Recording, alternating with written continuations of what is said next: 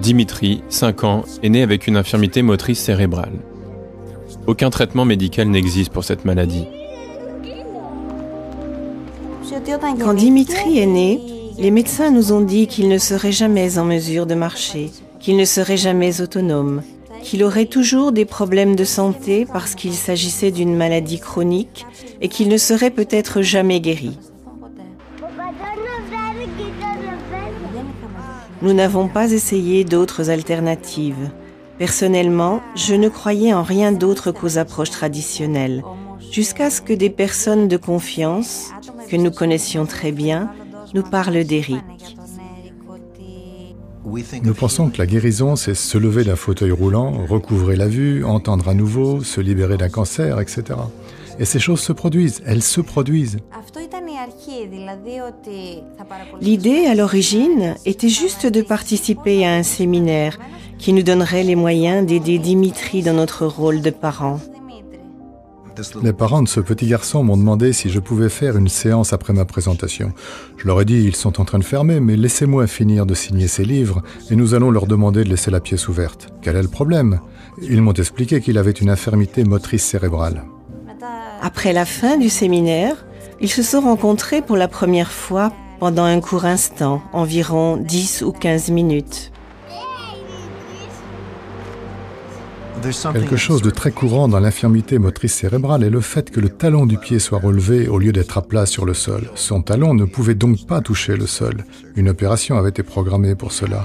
Il devait porter des armatures et des sangles. Pour pouvoir se lever, il devait se tenir aux meubles ou aux vêtements des autres. Pour descendre les escaliers, il devait s'asseoir sur les marches et se pousser une marche à la fois. Et pour monter, il devait se hisser avec ses mains et ses genoux. Nous sommes montés sur l'estrade avec Dimitri. Nous l'avons mis sur le lit qui était là et lui avons dit de rester calme et de collaborer avec Éric, que tout allait bien se passer, qu'il n'aurait pas mal.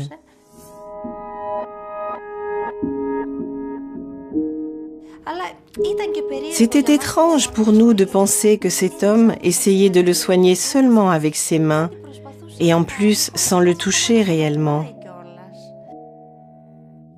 Il s'est levé après 4 minutes et il ne faisait pas que marcher. Il sautait et courait. Ce fut pour nous une immense surprise et une grande joie.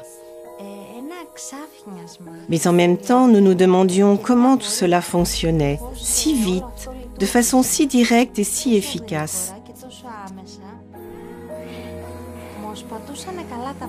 Il marchait correctement, sans se tenir sur ses orteils, et il n'avait plus besoin de personne pour l'aider à grimper les escaliers comme avant.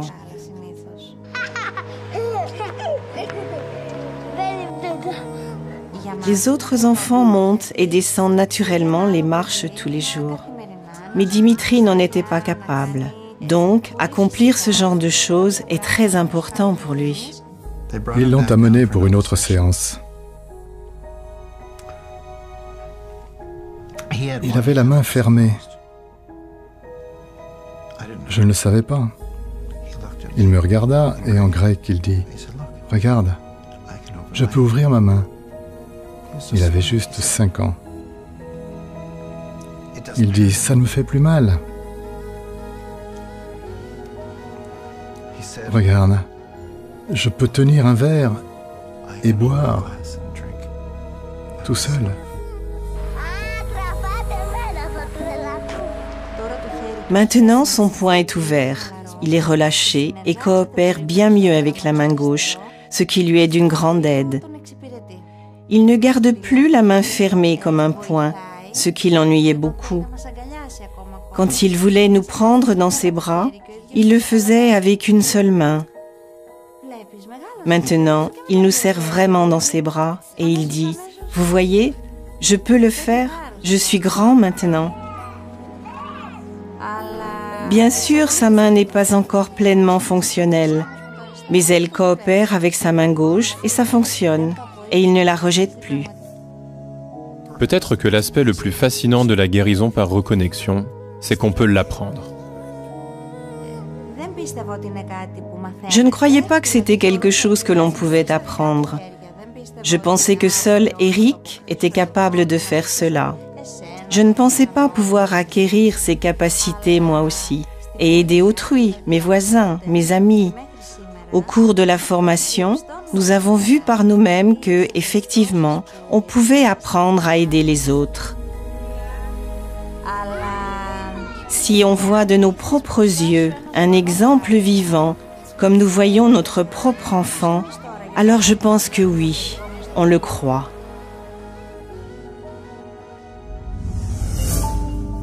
Des guérisons incroyables ont lieu chaque jour. Pourtant, la médecine allopathique traditionnelle ne propose aucun modèle ni explication pour rendre compte de ces guérisons.